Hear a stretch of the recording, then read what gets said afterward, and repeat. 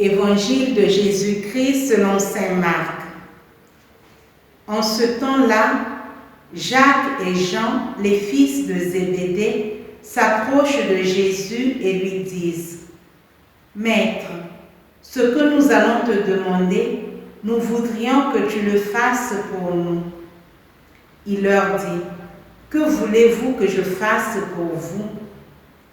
Ils lui répondirent : « Donne-nous de siéger l'un à ta droite et l'autre à ta gauche dans ta gloire. » Jésus leur dit : « Vous ne savez pas ce que vous demandez.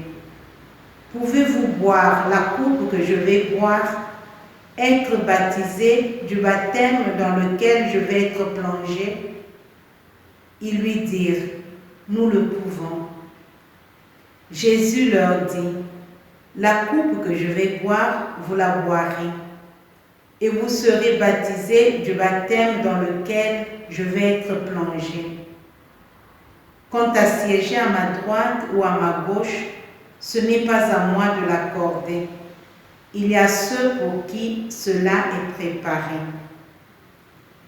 Les 10 autres qui avaient entendu se mirent à s'indigner contre Jacques et Jean.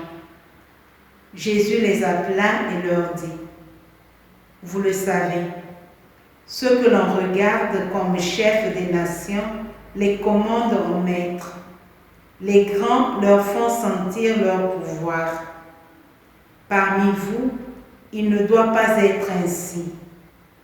Celui qui veut devenir grand parmi vous sera votre serviteur. Celui qui veut être parmi vous le premier sera l'esclave de tous. Car le Fils de l'homme n'est pas venu pour être servi, mais pour servir et donner sa vie en rançon pour la multitude. » Parole de Dieu.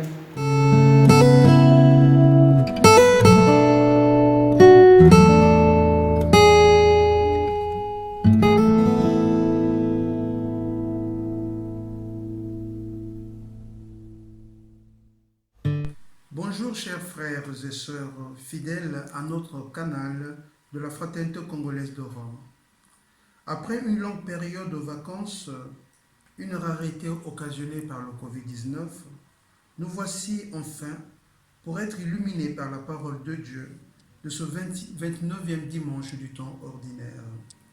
L'Église qui est en Italie célèbre l'ouverture du cheminement synodal dans les différents diocèses.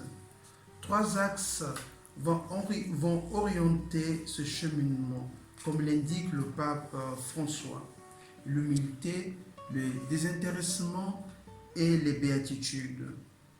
Il n'est pas rare ou il n'est pas aisé, chers frères et sœurs, pour notre temps, comprendre pleinement les péricopes de ce jour. En effet, le livre d'Isaïe au chapitre 53, du verset 10 à 11, du serviteur souffrant, du juste souffrant, une souffrance acceptée volontairement comme sacrifice d'expiation. Par cette acceptation, le serviteur souffrant devient le lieu par excellence du salut de la multitude. Le juste souffrant va aux noces avec son épouse, qui est l'Église. Nous voici en présence du Messie, qui se dérobe à l'imaginaire collectif du collège des apôtres, dont les fils de Zébédée sont des bons interprètes. Maître, nous voudrons que tu exauces notre demande. Il leur dit : que voudrez-vous que je fasse pour vous? Ils lui répondent : accorde-nous de siéger l'un à ta droite et l'autre à ta gauche dans ta gloire. Jésus leur dit : vous ne savez pas ce que vous demandez? Pouvez-vous boire à la coupe que je veux boire, recevoir le baptême dans lequel je vais être plongé? Le divin maître leur indique la coupe qu'ils doivent boire, une coupe de souffrance, une croix cruelle, l'accomplissement de la prophétie d'Isaïe du serviteur souffrant. On n'est pas meilleur, chers frères et sœurs, des fils des Zébédée, car notre cheminement, le cheminement de chacun de nous, est un cheminement post-pascal, c'est-à-dire une foi qui naît après la résurrection, après la descente de l'Esprit Saint. Mais ceci ne comble en rien notre soif de la gloire, le calice des ambitions et du carriérisme. Il est regrettable de se servir de Dieu pour ses propres ambitions. C'est son propre tourne-compte.